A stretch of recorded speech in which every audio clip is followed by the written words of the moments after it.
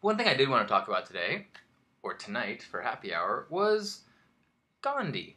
Gandhi.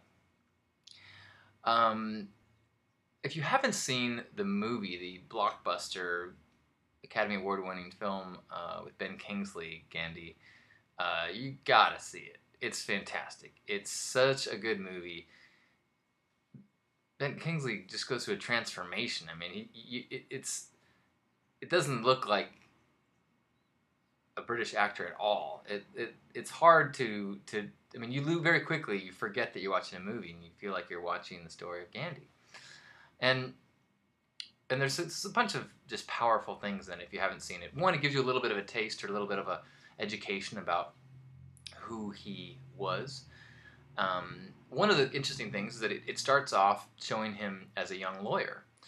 And a lot of people, I know that when I was young, I saw pictures of this man in a robe, and I just thought he was this, kind of, mystic from the hills or something, this holy man who lived in a robe, and you realize from the film, oh, wait a minute, he was a British educated attorney, extremely intelligent, extremely well educated, and it was that mind, that legal mind, that helped him to understand how he could, attack the system in these very original, very revolutionary ways of non-attack, of attacking not the physical attack, but attacking economically or attacking through mindset.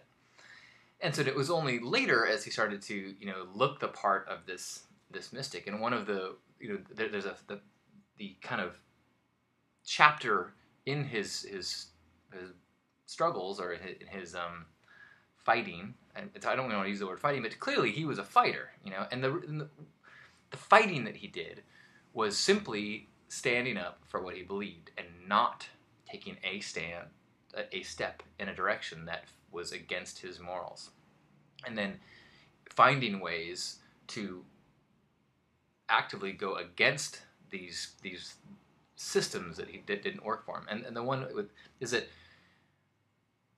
a lot of it had to do with India being occupied by the British. And so, like, the one with his clothes was that they were being asked to buy clothes from England and fabrics, and so he decided to start making his own clothes and encouraged everyone to do that, to not play into these fashion rules, not to play into the system of having to buy fancy fabrics from England and increasing our dependence on them, but instead create your own, weave your own. And so there's all these great pictures of him, weaving and creating fabric on his own to wear these very simple clothes. And so it was a statement of, I don't want to play your game. I just always thought, oh, that's so cool, because as a young man, you see him wearing these dapper suits.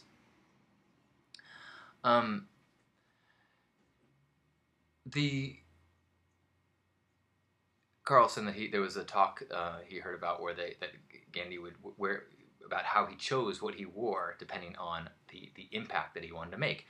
And clearly, that's one thing that I think is interesting, is that Gandhi was a genius in PR. He didn't just walk the walk. He also walked the walk and was very brilliant about how to get the most attention, because one of the things about nonviolence is that it's only effective, not it's only, but it's powerful if you can show nonviolence being violated.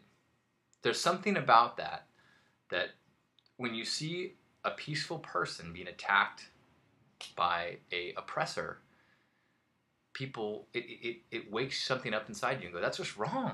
How can that be right? But if that's done, when the media is blocked and we don't get to see that, the power of that nonviolence is not nearly as effective. And so he was very good about making sure the press was able to see all of it. So as he, his people would walk into a nightclub and be beaten, wave after wave of people being being attacked or beaten, it was important that a reporter could see it and tell the English and tell the Western world, oh my gosh, this is a black and white here. This isn't people at war. These aren't, factions you got to decide, oh, are these Sandinistas, or are these, who's the good guy here? It's like, there's people, just peaceful people being clubbed by the military. There's a good guy and a bad guy. And in that equation, it becomes very hard for a leader to justify his actions of violence and oppression.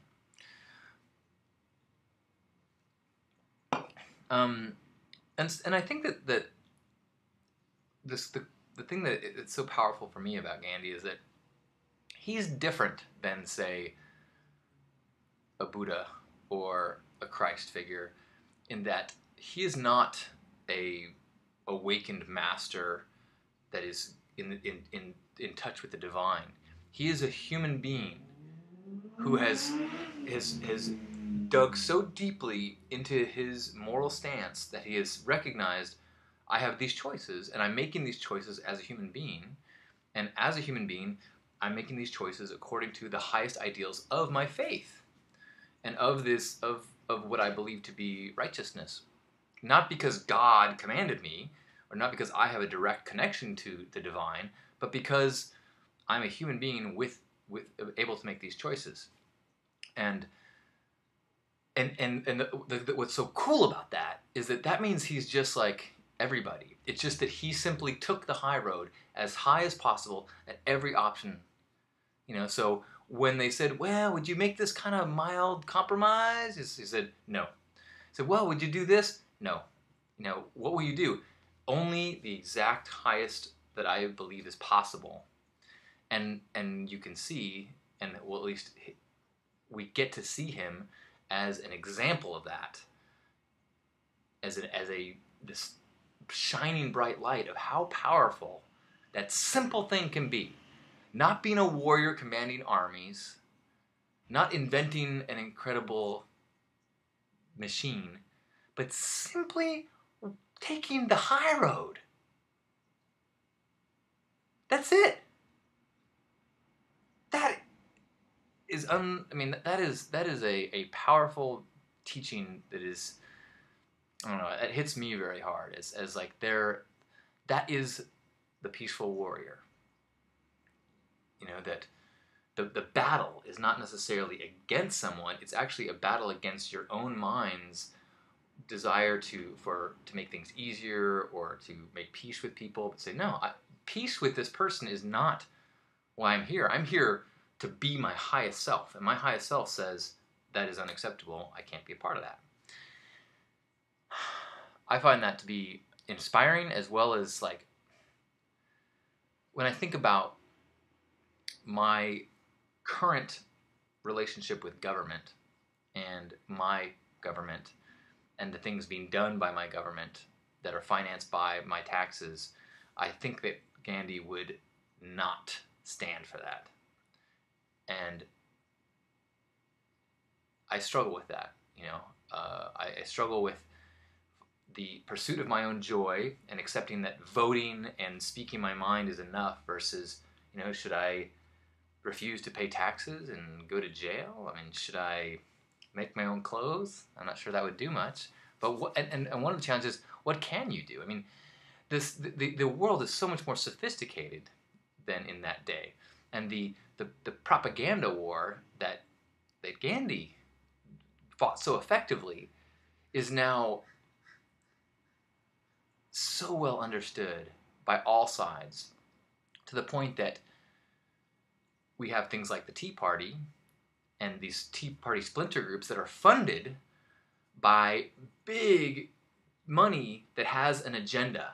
And they say, okay, we know how people respond to grassroots movements. Maybe it's not as strong as Gandhi's movement, but these grassroots salt of the earth people demanding truth and freedom and all that's right. And we know people respond to that. And politicians have to then, address those things.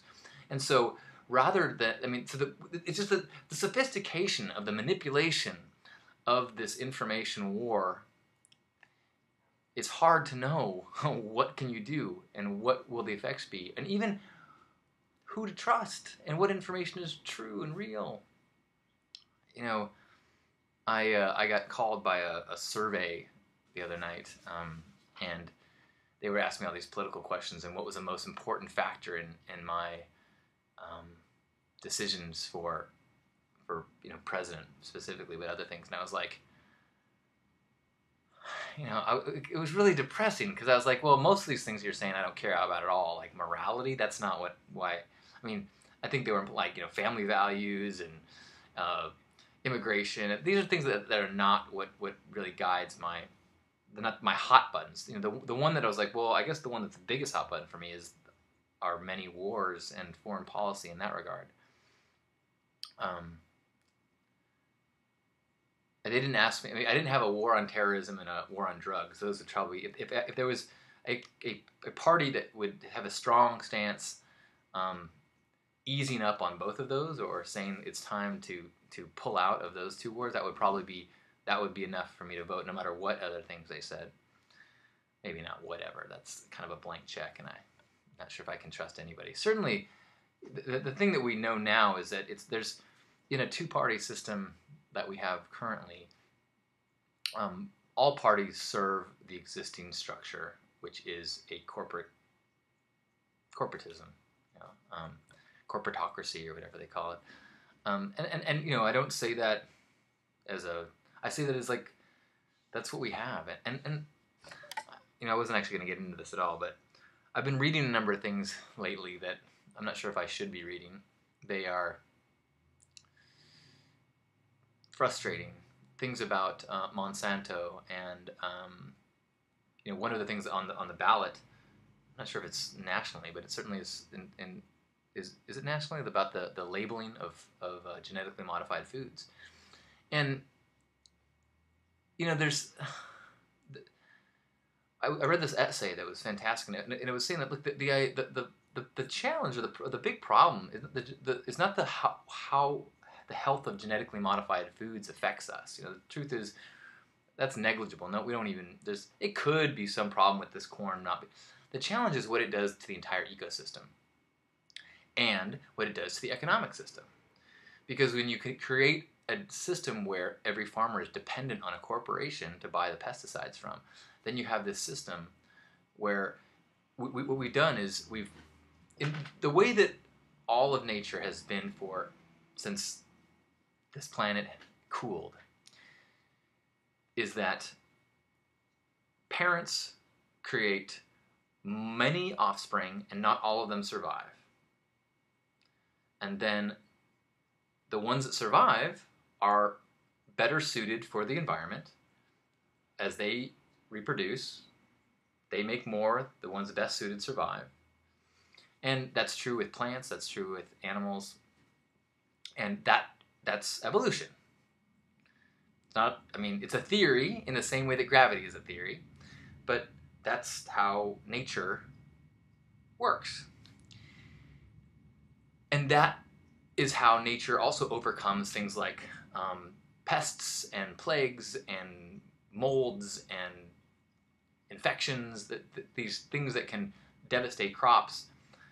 Then the ones that survive, those ones are the ones that reproduce and offspring. And this is basic stuff, right?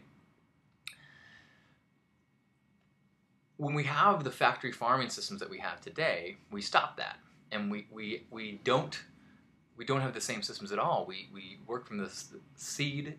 We force people to sell seeds over and over again, like Monsanto does, and what they'll even do is they'll say, hey, this is free seed.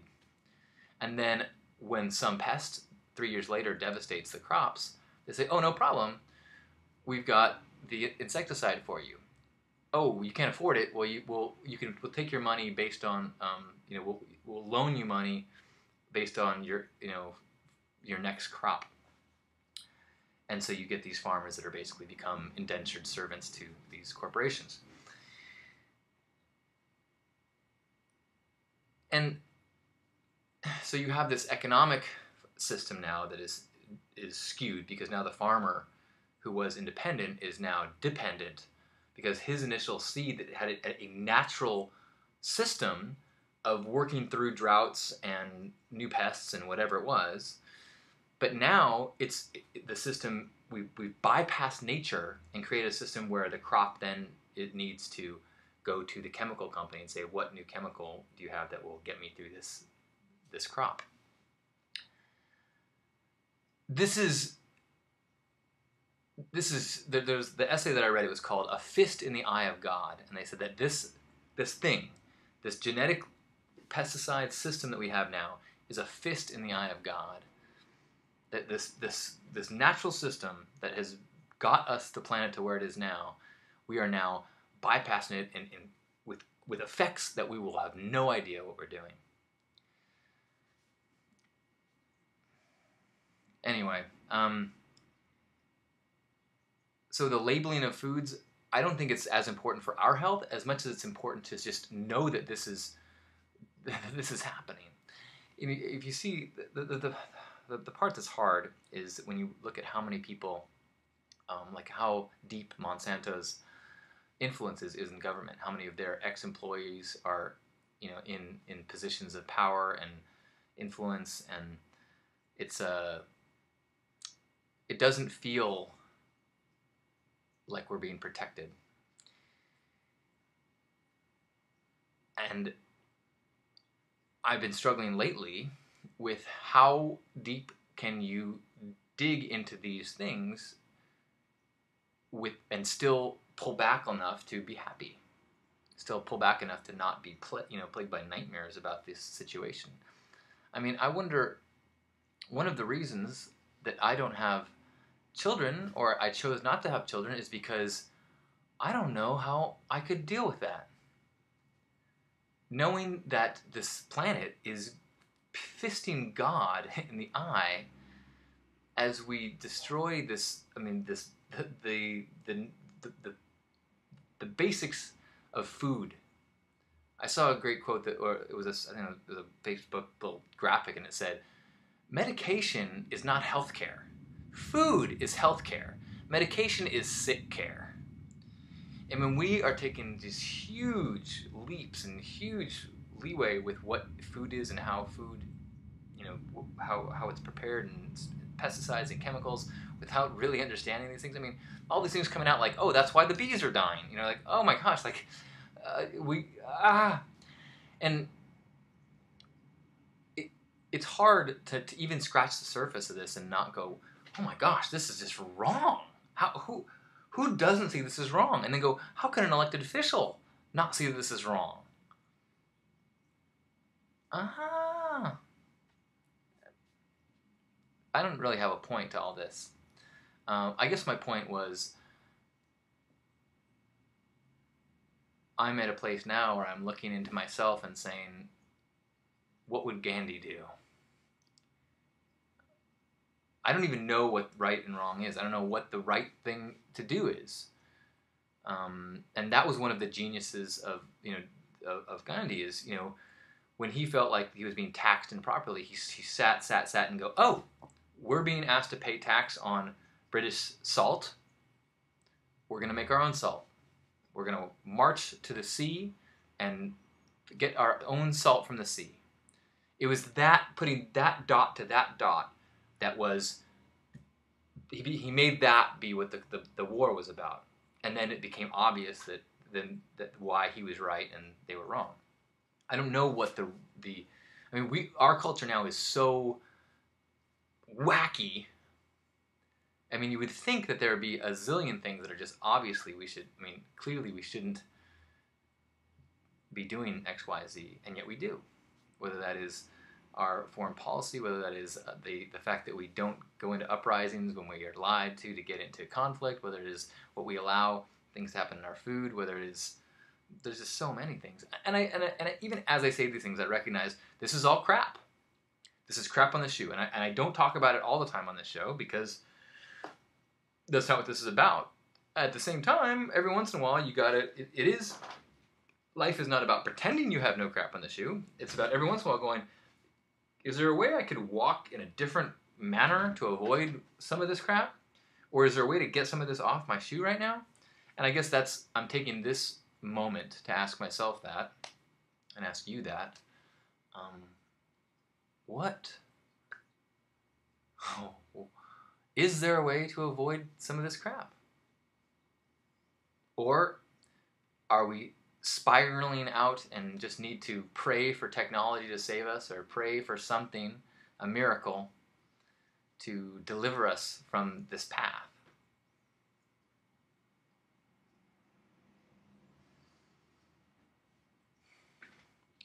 Maybe a little of both. So let's just take a pause here and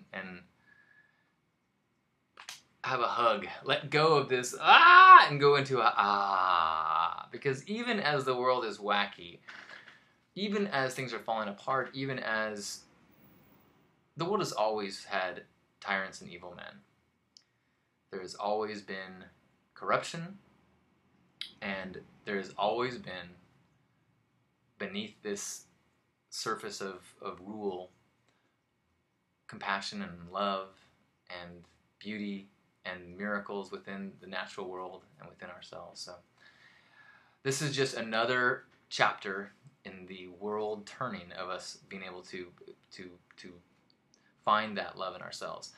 It just becomes more amplified because we now live in a world that is amplified.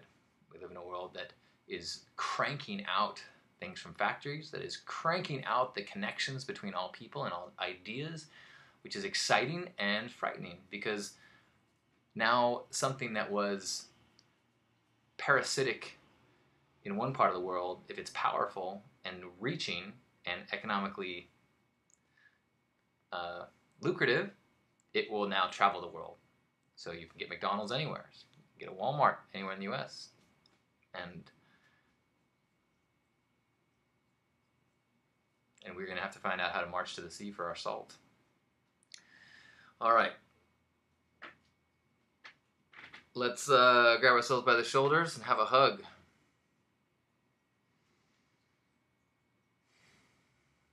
Actually, you know what? I'm going to pause because I'm not focused, because I saw Strawberry Bullet said, how does it benefit you being at war with these ideas? And I'll say, well, because today's focus is on Gandhi. And one of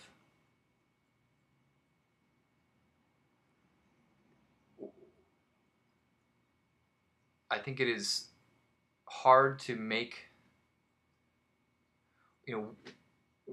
if my actions allow others to suffer, or my inaction allows others to suffer, then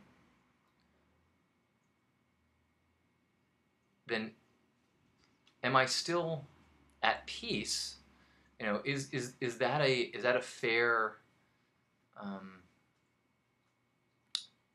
choice to make? I could go to the place, and sometimes I do go to the place, that the entire physical world is an illusion. This is the dream. And in the entire content of the dream is an opportunity to learn. And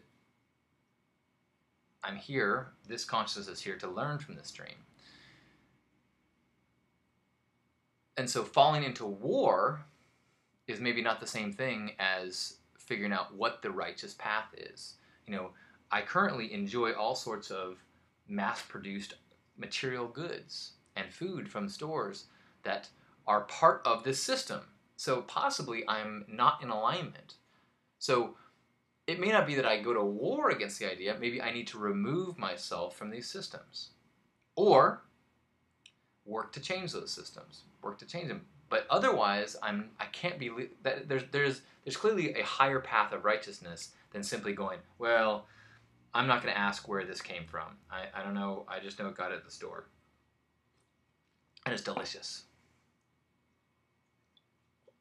I love my iPhone, and it's super cool, and I'm going to remove myself and not think about how it was made. Now, I don't know. I mean, I don't dwell in that place all the time, but I think that pretending like that my actions don't have consequences is I think that's a dangerous place. And I know that if I was, say, imprisoned, I would hope that somebody would go to war against the system and the laws that put me in prison if it was unjust. And so it's trying to find that balance of how often do you look at the crap on your shoe, not stewing in it, not complaining about it all the time, but doing the work.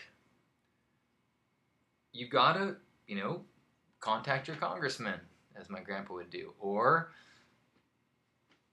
I don't know what those things are, but there's a big difference between stewing in upset and acting towards a solution. You can act and actually you can be a warrior and not be at war. Well, I love the The Last Samurai movie, and I'm sure if I studied more about samurai, or even many of the Eastern warrior ideas, which are not about, you don't hate your enemy and go to war against them. You act from a righteous place, and the battle is not one of hatred; it's one of, honor. And I think that you can go to war with a system or an idea from that same place of I'm not in anger, I am not in poisoned thoughts. I'm simply honor. I'm trying to pursue honor for myself and my presence on this earth. Snapster says, Native American warriors protected women and children. They did not wage war. There we go. So I think that you could say in the current system of the world that going to war against the corporate system and our food system is less about attacking the way it is and more about protecting the women and children.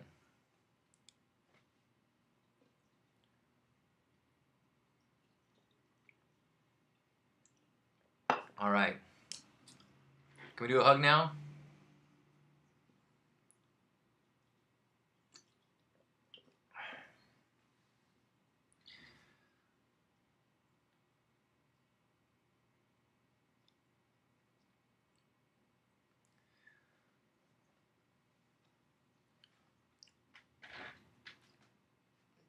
One of the things that I heard in Strawberry is saying to actually see it from a Zen perspective. Carl Weaver says the Zen perspective is great. Develop the mirror mind. I read something the other day that really made me stir up, and it was saying that it was the theory that one of the reasons why so many Eastern beliefs are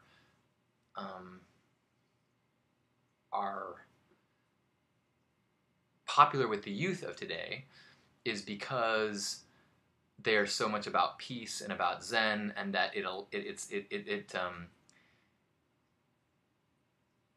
if we can be at peace with suffering or injustice and are inactive, then that puts the ruling power elite media in a much better place. That they'd much rather rule over a group of Zen activists than a bunch of Muslim extremists. Again, there's a reason why I don't talk about this all the time, because I think it's a frightening and dangerous place to go. But if you look, at the same time, I also think that every once in a while you need to put on the goggles and stick your head underwater and see what you see. I mean, you're drinking the water, you're dipping the kids in the water. Every once in a while, you got to know: can I be at peace with this? Okay, I can be at peace with this. And the truth is, if you look at my life, I'm at peace with most of it, most of the time.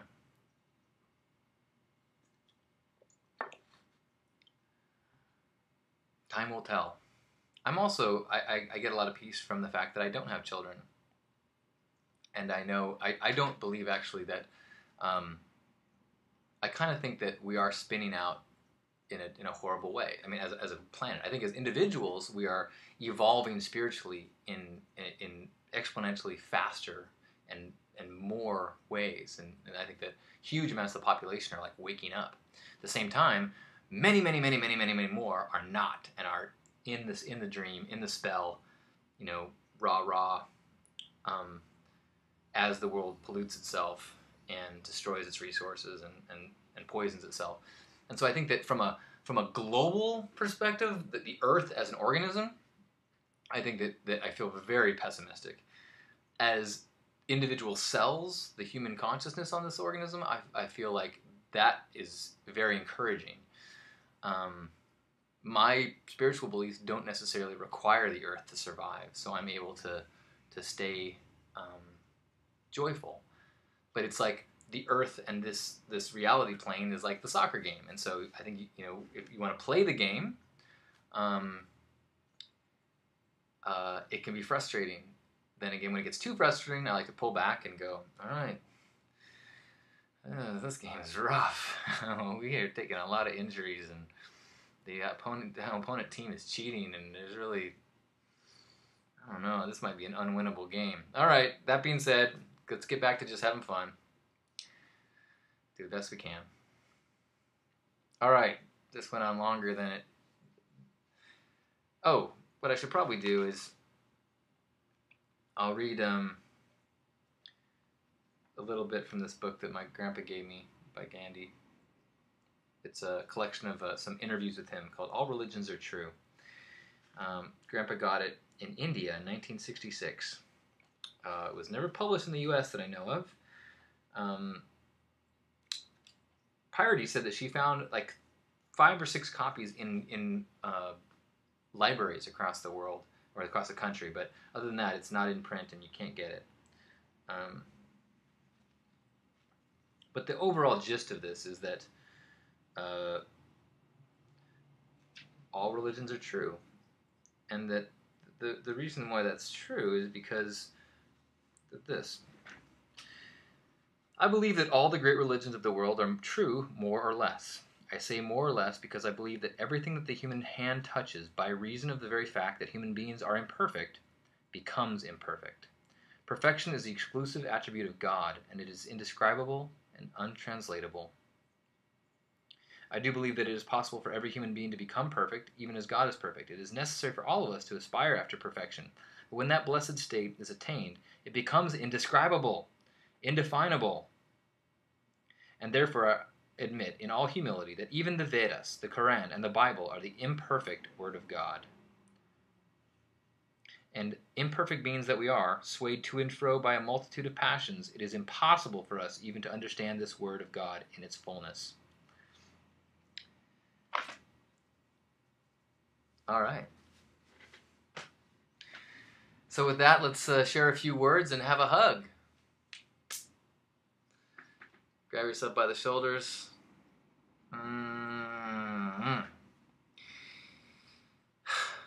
Try to let the thoughts slip away, the theories, and slide into what is known, which is that in this moment your body is perfect, your mind is a miracle, you have the capacity for massive love and awareness and experience. And sometimes we get caught up in the game. We feel like Monsanto is a bad guy, and our politician is smart and the other guys are idiots. And that's fine to play the game. But then slip back and recognize that beneath all of those ideas and thoughts and paths on the surface is our truth, which is unconnected to all that. And every political party, every person at their core has this truth, has this love, has this energy in them. It is their source. No matter how covered up and how lost they might get in the game, it is what makes them human. And so we forgive ourselves for getting too into the game, and forgive others, and allow ourselves to just sink in to that light for just a moment. We'll take 3 breaths together as this light that is in all people and all things. So these are breaths as the one. Inhale.